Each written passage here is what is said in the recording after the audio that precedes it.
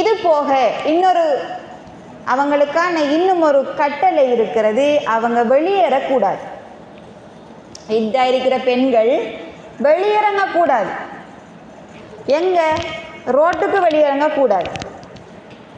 வளமையா போற போல வெளியே நடமாடக்கூடாது. அப்ப வீட்டுக்குள்ளதான் இருக்கணும்.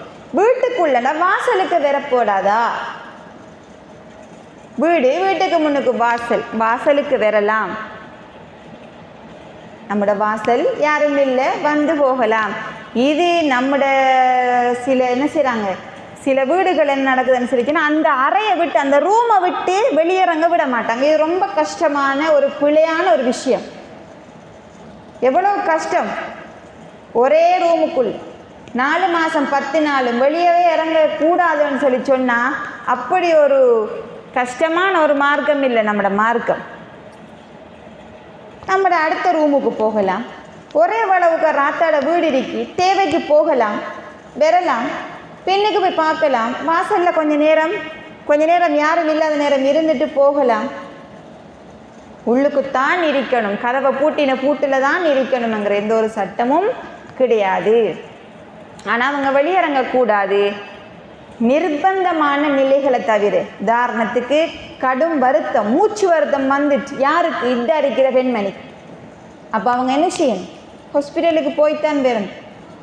போய் அவங்களோட சிகிச்சையை முடிச்சுக்கு வரணும். வைத்திய தேவைகளுக்காக என்ன செய்யலாம்? போகலாம். அல்ல தன்னுடைய குழந்தை கடும் சீரியஸில் சின்ன புள்ளை கைப்புள்ளையை வச்சுக்கிட்டு அந்த பிள்ளையை கூட தான் நிற்க வேண்டிய நிலைமை வந்தாலும் தான் என்ன செய்யணும்?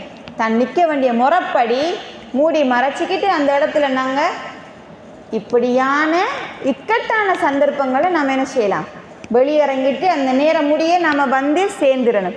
எந்த அளவுக்கு இமாம்கள் சொல்கிறாங்கன்னு சொல்லி சொன்னால், ஒரு பெண் கணவன் மரணிச்சு அந்த பெண்ணுக்கு வேறு யாரும் இல்லை, அந்த பிள்ளைகளுக்கு சாப்பாடு கொடுக்க வேறு யாரும் இல்லை, அவள் வேலைக்கு போனாத்தான் பிள்ளைகளை கவனிக்கலாம் என்று இருந்தால் முறையாக ஒழுங்கு முறையோட ஒழுக்கத்தோடு அவள் போயிட்டு வீடு வந்து சேரணுங்கிற அளவுக்கு இமாம்கள் ஃபத்வா கொடுக்கணும்.